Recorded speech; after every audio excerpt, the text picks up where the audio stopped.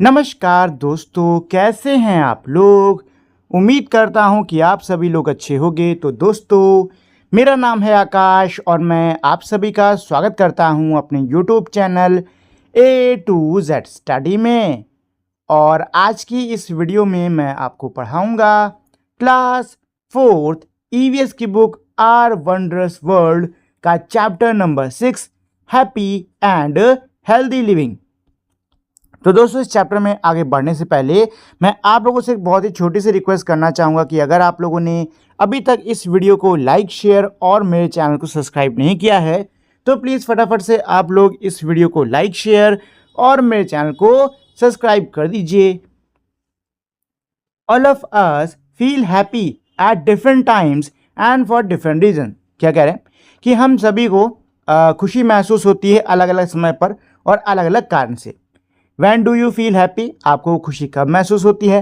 Right your answer in the bubble given below. नीचे दिए हुए बबल में लिखो। जैसे कि ये बच्चा क्या कह रहा है कि जब मैं खेलता हूँ तब मुझको खुशी मिलती है। साथ ही में कह रहा है कि जब मैं मेरा मनपसंद खाना खाता हूँ तब मुझको खुशी मिलती है। ठीक है, इसके अलावा यहाँ पे आपको दो और रीज़न लिखने हैं जिनसे कि आपको क्या मिलती है, खुशी मिलती है। दोस्तों, we feel happy on various occasions such as when we are eating our favorite food.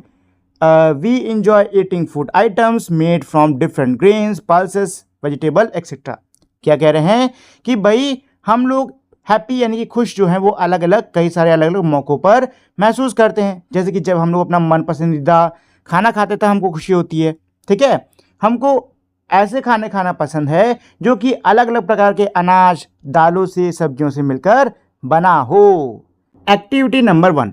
तो दोस्तों, हमारी जो एक्टिविटी है ये क्या कह रही है, connect the food item shown below with the ingredient use to make them. आपको फूड आइटम्स को उनके इंग्रेडिएंट से मिलाना होगा। ठीक है, तो यहाँ पे ये देखो, सबसे पहले मुझे खिचड़ी टाइप की लग रही है। ठीक है, तो खिचड़ी में भाई मेरा क्या पड़ता है, चावल पड़ता है। ठीक है, मटर वटर लोग डाल लेते हैं और दालें होती हैं। अच्छा, ये दालें हैं, मटर ये है। ठीक है ना। अब यहाँ पे मेरी ये नॉर्मल दाल है जहाँ तक मुझे देखने में लग रही है। तो नॉर्मल दाल में सिर्फ हमारी क्या होती हैं, दालें होती हैं। ठीक, देन इसके बाद में ये पकौड़ी है क्या, देखो ये देखने में तो पकौड़ी लग रही है मुझको। ठीक है, तो पकौड़ी हमारी भाई आलू की बनती है। ठीक है, इसके अलावा आप चाहो तो पकौड़ी के अंदर और भी चीज़ें ऐड कर सकते हो। जैसे दाल की पकौड़ी भी बनती है, मिर्ची की पकौड़ी बनती है। ठीक है, मतलब कोई भी चीज़, आप किसी भी चीज़ की भी आप पकौड़ी बना सकते हो। ये मेरा इडली है, इडली चावल से बनती है। ठीक है, चावल साथ में जो दाल होती है ना, इसको मिलाया जाता है। ये हमारे समोसे हैं, समोसे ही है ना ये, हाँ जी, दिखने में तो समोसे ही लग रहे हैं। तो भाई समोसे हमारे मैदे से बनते हैं, अंदर आलू भरा होता है। ठीक, ये तो दाल हो गई हमारी। और ये भी क्या, ये भी पकौड़ी है क्या, दिखने में तो ये भी पकौड़ी लग रही है। और पकौड़ी भाई ये भी हमारी उसी से बनेगी, आटे की, बेसन की, साथ में कुछ फीलिंग हो सकता है हो। ये तो राइस चावल है, वो लग रहा है, क्या बोलते हैं उसको, फ्राइड राइस टाइप्स का। तो इसमें हमारा चावल पड़ता है। और ये रोटी है जो कि बनती किससे, गेहूं से। ठीक है ना दोस्तों। चलिए, जर्नी ऑफ द ग्रेन्स, मतलब अब हम लोग अनाज का ये जो सफ़र है उसको देखने वाले हैं। It is interesting to know how each food item reaches us. क्या कह रहे हैं कि भाई ये जानना बहुत ही ज़्यादा इंटरेस्टिंग है कि किस तरीके से हमारा जो हर एक फूड आइटम है वो किस तरीके से हम तक पहुंचता है। Let us look at the journey of a rice और wheat grain which forms a part of our diet. चलिए, अब हम लोग चावल या फिर गेहूं के दाने का जो ये सफ़र है इसको देखते हैं, जो कि हमारे डाइट का क्या है, हिस्सा है, हमारे खाने का क्या है, ये हिस्सा है। The following picture shows this journey. ये जो तस्वीर है ये हमको ये सफ़र दिखा रही हैं। तो सबसे पहले देखो, किसान जो है वो इनको लगाता है खेतों में। ठीक है, फिर ये धीरे धीरे बड़े होते हैं, इनमें पानी नहीं दिया जाता है। उसके बाद में बारिश वारिश हो जाती है तो भी बहुत ही अच्छी बात है, बारिश वारिश से इनको अच्छे से पानी मिल जाता है, बढ़िया से बढ़ जाते हैं। फिर खाद वाद डाली जाती है पेड़ों में ताकि अच्छे से बड़े हों। इसके अलावा जो केचुए होते हैं, अर्थवर्म होते हैं, वो मिट्टी को हमारी बढ़िया बनाते हैं। ठीक है, मिट्टी की क्वालिटी को अच्छा करते हैं। ठीक, और किसान जो है वो स्केयर क्रोस लगाता है ताकि कोई जानवर जो है वो इन फसलों को ना खा ले। ठीक है, वैसे स्केयर को ज़्यादातर पक्षियों के लिए लगाए जाते हैं। ठीक, अब देखो इसके बाद में अब ये जो किसान है, जब ये बड़े इन लोग का ध्यान रख रहा है, कोई घास वास है तो उसको काट रहा है, खरपतवार काट रहा है, और जब ये बड़े हो जाते हैं तो ये किसान क्या करते हैं, इनको काट लेते हैं। ठीक है, जब ये जो गेहूं है ये हमारा बड़ा होकर सूख के तैयार हो जाएगा तो किसान क्या करेंगे, इसको काट लेंगे। ठीक है, काटने के साथ में अच्छा यहाँ पे एक प्रोसेस होती है जिससे कि भूसी निकाली जाती है, वो इन्होंने स्किप कर दी, कोई बात नहीं। काटने के बाद में साफ करके बैग्स में भरा जाता है। इन बैग से कहाँ पहुँचते हैं, दुकानों में, और दुकानों से ये हमारे घर पहुँचते हैं।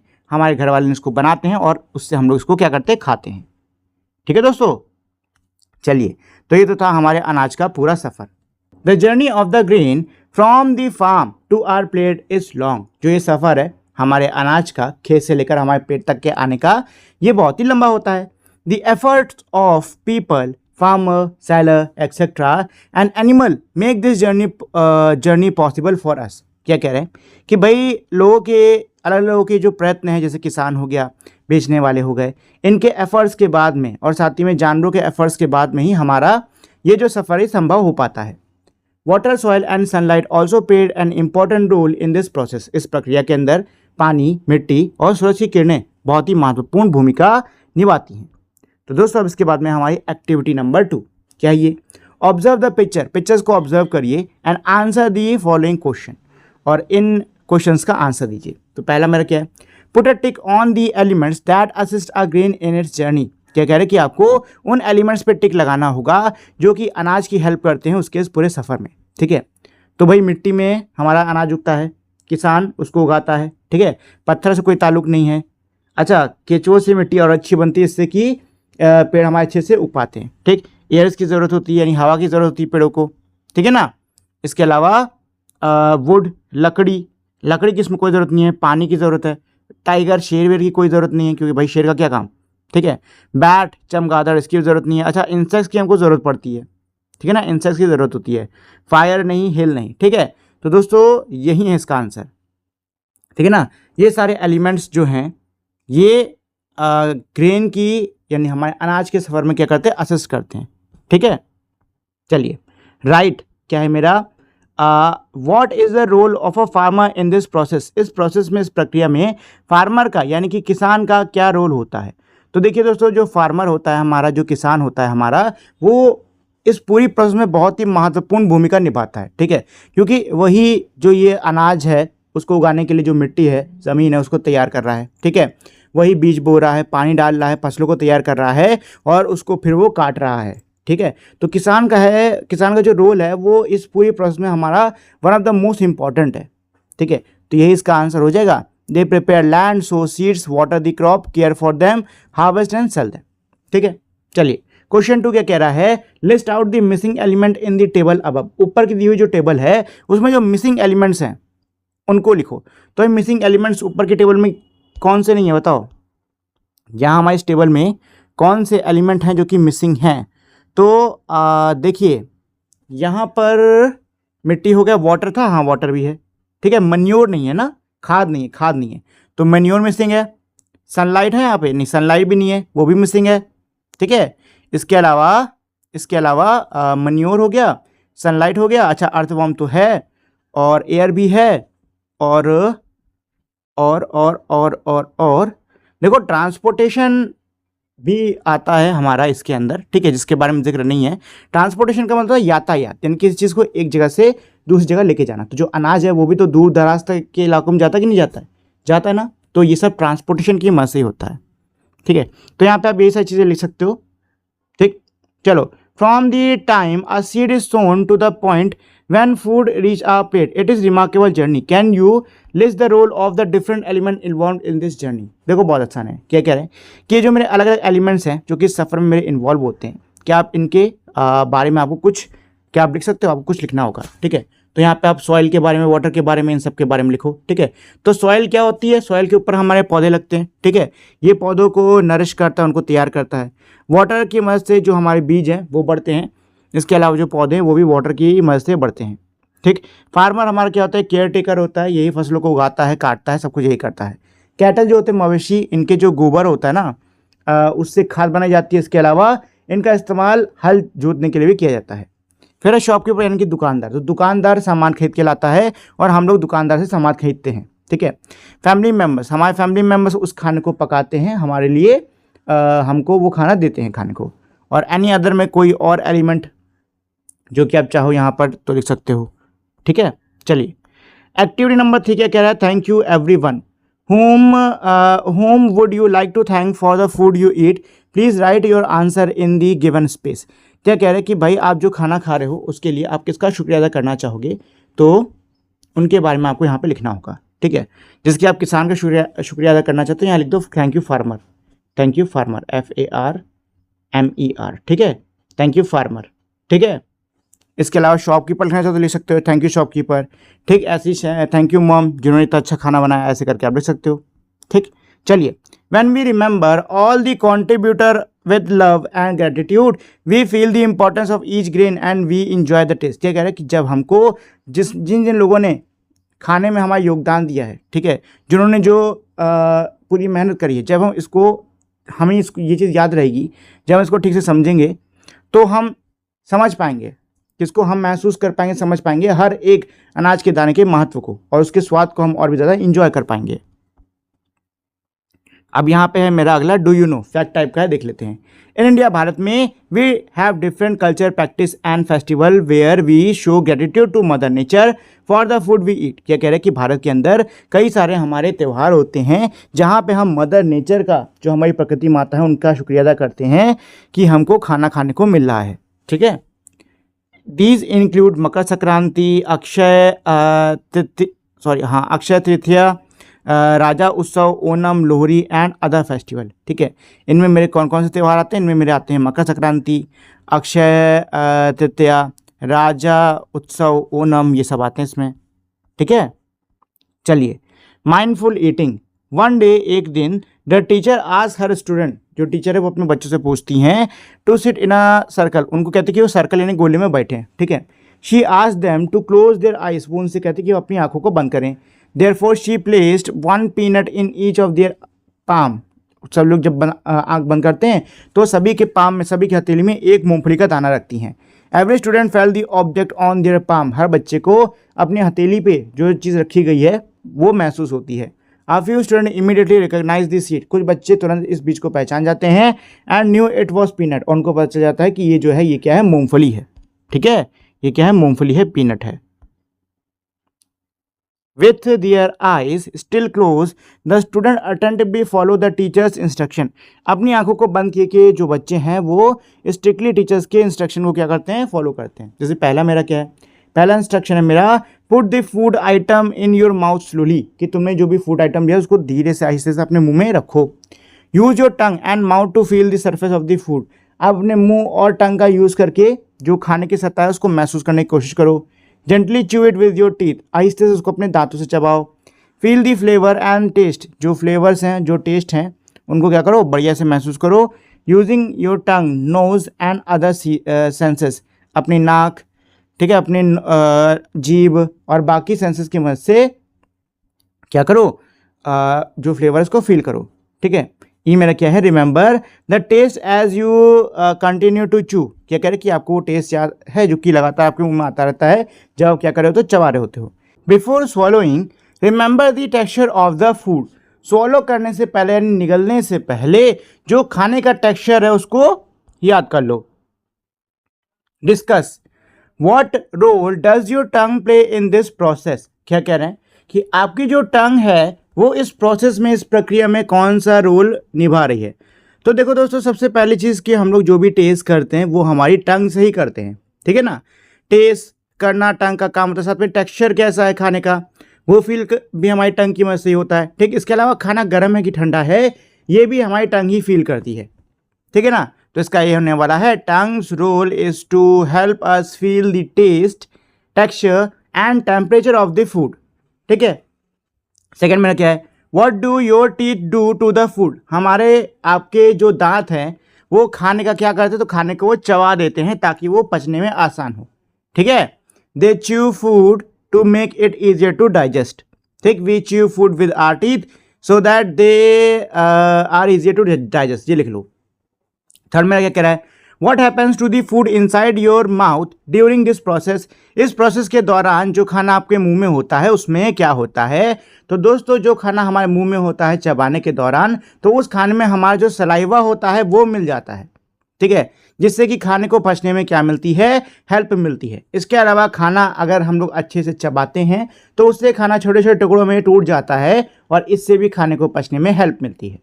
ठीक है, तो inside our mouth food is broken down, tasted and mixed with the saliva to aid in digestion. ठीक है, चलिए, mindful eating is about paying attention to what we eat and how we feel while eating. क्या कह रहे हैं, mindful eating का मतलब ये है कि हम जब खा रहे हैं, क्या खा रहे हैं, कैसा फील हो रहा है जब हम उसको खा रहे हैं, इस पर ध्यान देना। ठीक है, तो माइंडफुल ईटिंग क्या होता है, यही होता है मेरा कि भाई खाने पर ध्यान देना कि आप क्या खा रहे हो और जब खा रहे हो तो कैसा महसूस हो रहा है। When we eat slowly and focus on each bite, we can enjoy our food better. जब हम अपने खाने को स्लोली यानी कि धीरे धीरे खाते हैं और हर एक बाइट पर, हर एक कौर पे फोकस करते हैं तो हम खाने को बेहतर तरीके से एंजॉय कर सकते हैं। It helps us make healthier choices and appreciate the food we have. इसकी मदद से हम हेल्दियर चॉइसेस यानी कि खाने की और जो स्वस्थ चयन है वो कर पाते हैं और साथ ही में जो खाना हम खा रहे हैं उसको अप्रिशिएट कर पाते हैं। So the next time you eat, try to focusing on what we eat, chewing your food well and enjoying every bite fully. तो अगली बार जब आप लोग खाएं तो खाने के अलावा आपको मतलब सिर्फ ऐसे ही फटाफट पेट में डालने की कोशिश मत करना, इस पे फोकस भी करना कि भाई आप क्या खा रहे हो, उसको चबाने पे फोकस करना और हर एक बाइट को एंजॉय करने की कोशिश करना। Valuing food, every grain is precious. क्या कह रहे हैं कि हमारा हर एक दाना, खाने का हर एक अनाज मेरा कीमती होता है। Do you eat every grain of food serve on your plate. आपकी प्लेट पे सर्व किया हुआ क्या आप हर एक दाना खाते हो। When we waste food, जब हम अपना खाना बर्बाद करते हैं, we fail to respect the hard efforts of everyone who helped bring food to our plate. तो हम जिन जिन लोगों ने एफर्ट्स लगाए हैं, जिन जिन लोगों ने प्रयास करे हैं, जिनके प्रयास के बाद से हमारे थाली तक ये खाना पहुंचा है, हम एक तरीके से उनको सम्मान नहीं दे रहे हैं अगर हम खाना बर्बाद कर रहे हैं तो। अब इसके बाद में है मेरी एक्टिविटी नंबर 4। क्या है ये मेरी एक्टिविटी नंबर 4? तो इसमें कह रहे हैं कि फॉर अ वीक, एक हफ्ते के लिए, keep a record of food you eat for breakfast, lunch and dinner. एक हफ्ते के लिए आप रिकॉर्ड रखिए उस खाने का जो कि आप ब्रेकफास्ट, लंच और डिनर में खा रहे हो। आफ्टर एवरी मील, हर खाने के बाद में, make an entry in the following table. इस टेबल में एंट्री करिए। If you ate everything, right yes. अगर आप सब कुछ खा लिए तो यस लिखो। And add a happy smiley, और एक हैप्पी सी स्माइली इसमें लगाओ। If you left some food, अगर आपने कुछ फूड छोड़ दिया है तो नो लिखो और एक सैड स्माइली बनाओ। ठीक है, तो ये मेरी टेबल है, इसमें आपको लिखना है। फॉर एग्जांपल मान लो आपने खाया है डोसा ब्रेकफास्ट में, ठीक है, तो यहाँ पे लिखोगे आप डोसा। क्या लिखोगे? ऐसे डोसा। ठीक है, डोसा। क्या आपने उसको पूरा खाया? बिल्कुल पूरा खाया है, तो यहाँ पे यस। तो यहाँ पे ऐसे स्माइली बना दो, खुशी वाली, इस पे लगा दो टिक। Did you waste? नहीं, वेस्ट नहीं किया, इस पर लगा दो क्रॉस। ठीक है, तो ऐसे करके आपको टेबल भरनी है। Right, what will you do if someone offers you food more than you need. अगर कोई आपको जितनी आपको खाने की ज़रूरत है उससे ज़्यादा खाना दे रहा है तो आप क्या करोगे? भाई सीधी सी बात है, मना करोगे ना कि नहीं मुझे इतना नहीं चाहिए, मैं इतने मुझे ज़रूरत है नहीं। ठीक है, if you do not like a food item on your plate. अगर आपके प्लेट पे कोई फूड आइटम है और आपको अच्छा नहीं लग रहा है तो आप क्या करोगे? देखो, इसके लिए दो चीज़ें हैं। पहले तो एक चीज़, अगर कोई फूड आइटम आपको नहीं पता उसका टेस्ट कैसा होने वाला है तो पहले थोड़ा सा लेके उसको चखो। ठीक है, या फिर मान लो आपने अपने प्लेट में ले लिया है तो आस पास हो सकता है किसी दोस्त के साथ में, किसी के साथ में आप खा रहे हो, उससे आप चाहो तो एक्सचेंज कर सकते हो। ठीक है, नहीं तो फिर उसको खाने की कोशिश करो। भाई आपने प्लेट में ले लिया है तो उसको ख़त्म करने की कोशिश करो। ठीक, right. Enjoy sports, look at the picture below. क्या कह रहा है कि ये जो हमारी पिक्चर है नीचे वाली, इसको देखिए। Identify the activity people are engaged in. तो बताइए कि इस चित्र में लोग कौन कौन सी एक्टिविटी कर रहे हैं। ठीक है, तो देखो यहाँ पे बच्ची पढ़ रही है, यहाँ ये फुटबॉल खेल रहे हैं, ये लुका छुपी खेल रहे हैं, ये बास्केटबॉल, हाँ शायद बास्केटबॉल ही खेल रहे हैं। ये बच्चे जो है झूले पर हैं। ठीक, यहाँ पे बैडमिंटन खेल रहे हैं, कोई साइकिल चला रहा है, कोई कसरत कर रहा है, तो कोई बैठा हुआ है। तो यहाँ पे हमारी बहुत सारी एक्टिविटीज़ हो रही हैं। ठीक है ना दोस्तों, यहाँ पे हमारी क्या हो रही है? बहुत सारी एक्टिविटीज़ हो रही हैं। ठीक, तो अब आपको यहाँ पे उन्हीं एक्टिविटीज़ का नाम लिख देना है। ठीक है, जैसे playing football, cycling, walking, running, ये सब, ठीक है, ये लिख दो यहाँ पर। Discuss which physical activity do you do in your daily life. हम अपने डेली लाइफ में कौन कौन सी फिजिकल एक्टिविटीज़ को करते हैं। तो दोस्तों चलना, दौड़ना, ठीक है, ये हम लोग अपने डेली लाइफ में करते हैं, ठीक है। तो यहाँ पे आप ये लिख सकते हो walking and running. How do you feel on a day when you play a lot.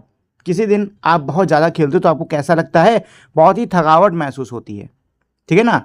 जब आप बहुत ही ज़्यादा किसी दिन खेलते हो तो खेलते टाइम तो मज़ा आता है, लेकिन उसके बाद में थकावट महसूस होती कि अरे भाई एकदम थक गए बुरी तरीके से, ठीक है ना। तो इसका यही आंसर हो जाएगा।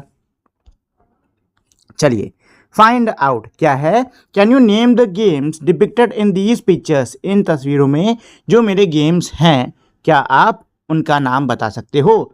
तो देखो दोस्तों, यहाँ पे हमारे कौन कौन से गेम है। ये है गिल्ली डंडा, ठीक है, ये हमारा पिट्ठू 7 स्टोन्स, इसको क्या बोलते हैं ये मुझे नहीं पता, और ये तो शायद हॉप्स, वो क्या बोलते हैं उसको, हॉप्स कॉप ऐसे कुछ इसका नाम है, ठीक है। देखो मुझको ये वाला गेम याद नहीं आ रहा क्या है, लेकिन इसमें था कि ये दोनों पोएम गाते हैं, बीच में से बच्चा निकलता है और फिर इस बच्चे को पकड़ लेते हैं, ठीक है, ऐसे कर कुछ थी, मुझे भी याद नहीं आ रही फिलहाल।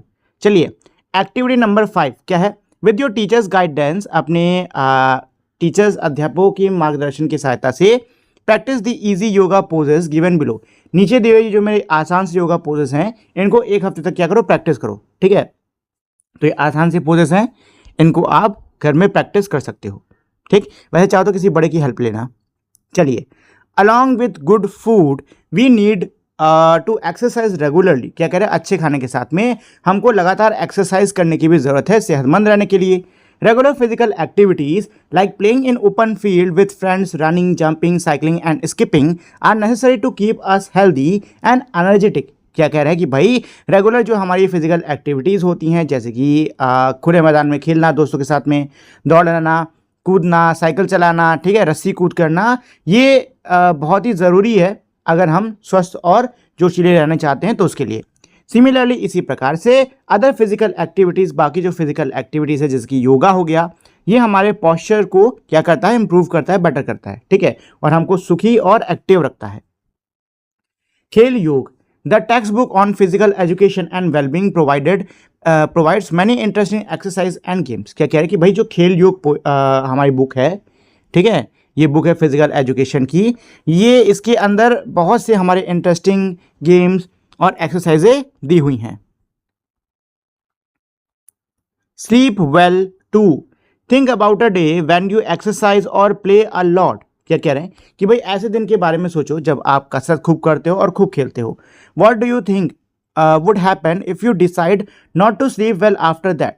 क्या लगता है आपको क्या होगा अगर आप उसके बाद सही से नहीं सोते हो तो बताइए क्या होगा। अगर आप सही से नहीं सोते हो तो भाई पूरे दिन थकावट रहेगी, ठीक है, सिर दर्द होगा, अच्छा नहीं लगेगा, चिड़चिड़ा सा बहुत महसूस होगा, ठीक है। तो नींद बहुत ही इंपॉर्टेंट होती है। कसरत करो, बिल्कुल कसरत करो, लेकिन कसरत के बाद में आराम करना भी ज़रूरी होता है, ठीक है, क्योंकि हमारे शरीर को भी समय चाहिए होता है हील करने का, रिलैक्स करने का, ठीक।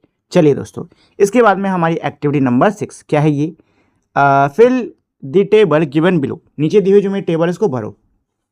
क्या कह रहे हैं, day, yesterday, when did you sleep, तो कल आप कितने बजे सोए, यहाँ पे लिख दो टाइम, कितने बजे जागे, यहाँ पे लिख दो टाइम, कितना घंटा सोए, यहाँ पे लिख दो टाइम, और आपको कैसा लग रहा है आज, फ्रेश अच्छा लग रहा है, आलस सा लग रहा है कि नींद आ रही है, ठीक है। तो आपको इस तरीके से इस टेबल को क्या करना है, फिल करना है, ठीक। अब इसके बाद में यहाँ पे मेरा है डिस्कस में मेरा पहला क्या है, what do you think why do you think our body needs rest. क्या लगता है आपको हमारे शरीर को रेस्ट की क्यों ज़रूरत है। तो हमारे शरीर को रेस्ट की ज़रूरत इसलिए है ताकि जो थकावट है वो क्या हो, चली जाए और हमको कैसा महसूस हो, फ्रेश महसूस हो, ठीक है। सेकंड क्या है, do you think it is important to take rest after a busy day और एक्सरसाइज एंड प्ले बाय। क्या कह रहे हैं कि भाई एक बहुत ही व्यस्त दिन के बाद में जिसमें आपने खूब एक्सरसाइज करी है, खूब बढ़िया से खेला है, तो उसमें ऐसे व्यस्त दिन के बाद में आराम करना महत्वपूर्ण है। क्यों, तो बिल्कुल महत्वपूर्ण है भाई। देखो जब भी आप एक्सरसाइज करते हो या खेलते हो तो हमारी बॉडी थकती है, ठीक है ना, हमारी बॉडी थकती है। हम अगर रेस्ट करेंगे तो उससे क्या होगा, हमारी बॉडी को आराम मिलेगा, ठीक है। ये जो थकावट चढ़ी है ये धीरे धीरे करके उतरेगी, हमको रिकवर करने का क्या मिलेगा, टाइम मिलेगा। Our body requires sufficient sleep every day. क्या कहने कि हमारे शरीर को रोज पर्याप्त मात्रा में नींद की जरूरत होती है। A good sleep take away our tiredness and make us feel fresh. क्या कह रहे हैं कि एक जो अच्छी नींद होती है इससे हमारी जो थकान है वो चली जाती है और हम फ्रेश फील करते हैं।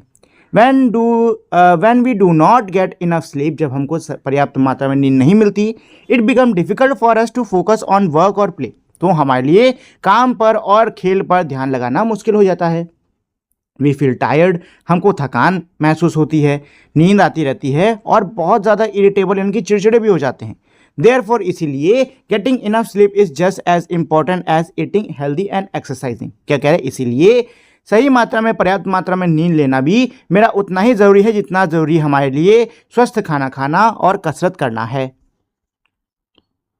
Feeling safe, we have already discuss different way of staying healthy and happy. हम लोगों ने कई सारे हमारे तरीक़ों के बारे में डिस्कस कर लिया है हेल्दी रहने के और हैप्पी रहने के।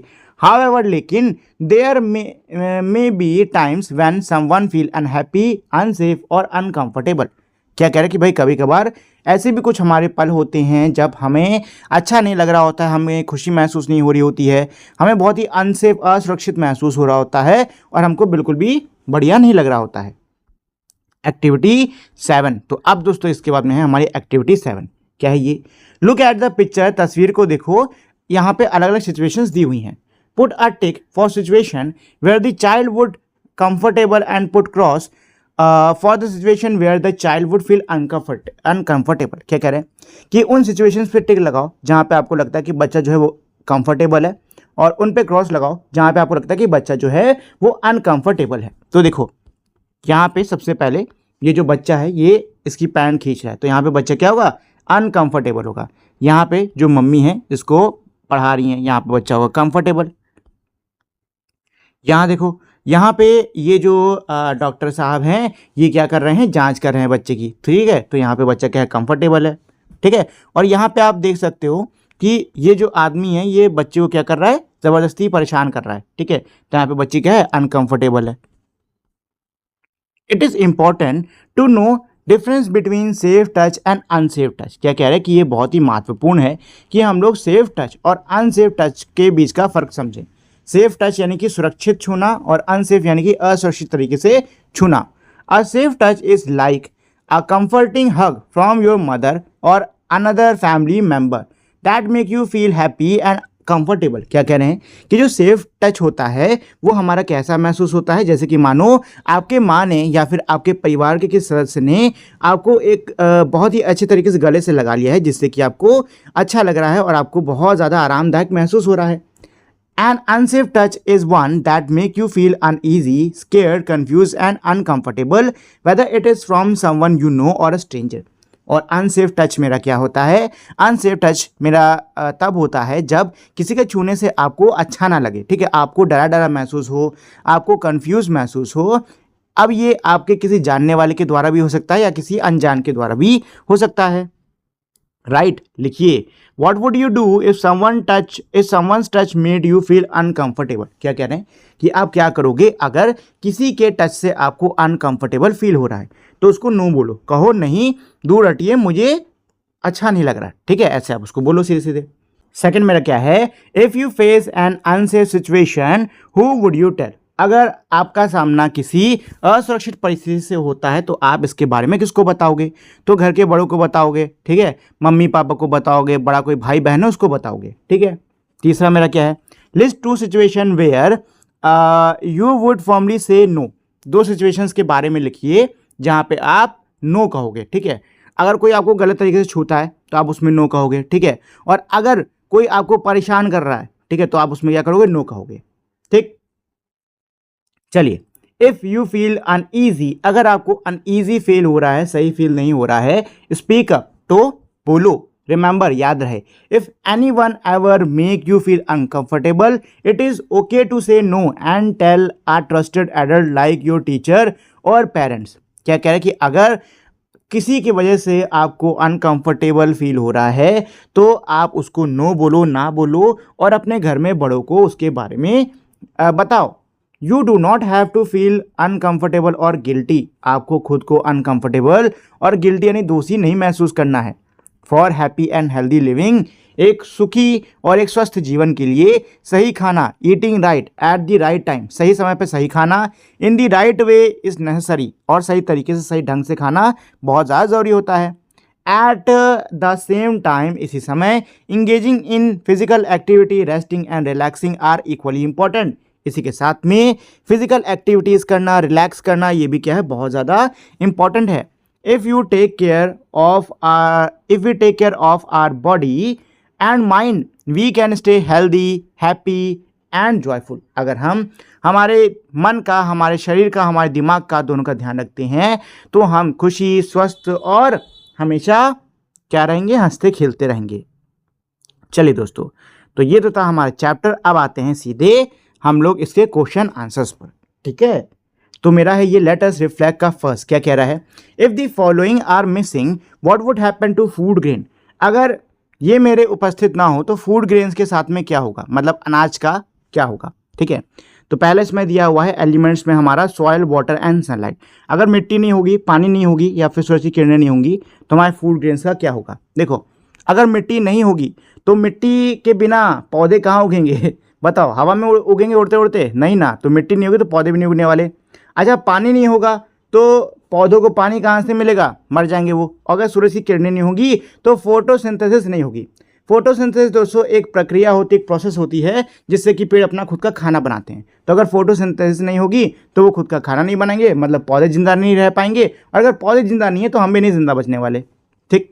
एनिमल्स, कैटल एंड अर्थवर्म, तो कैटल जो होते हैं उनके गोबर वोबर से क्या बनता है, मैन्योर बनता है, ठीक है। उनके गोबर से क्या बनता है दोस्तों, मैन्योर बनता है, ठीक, खाद बनती है। इसके अलावा कैटल का इस्तेमाल हल जोतने के लिए भी किया जाता है, ठीक। तो अगर कैटल नहीं होंगे तो ये दोनों नहीं होने वाले।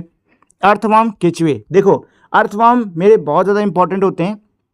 केचुओं को ना किसान का दोस्त भी कहा जाता है, ठीक है। जो अर्थवर्म होते हैं इनको किसान का दोस्त भी कहा जाता है क्योंकि ये मिट्टी को और भी ज़्यादा क्या करते हैं, फर्टाइल बनाते हैं, बेहतर बनाते हैं, ठीक है। अब इसके बाद में लोगों में सबसे पहले है फार्मर यानी किसान। तो दोस्तों ये सब उगाने का काम, फसल वसल उगाने का काम कौन कर रहा है, किसान। तो अगर किसान ही नहीं होगा तो कुछ भी नहीं उगेगा, ठीक है। फिर है शॉपकीपर यानी कि दुकानदार।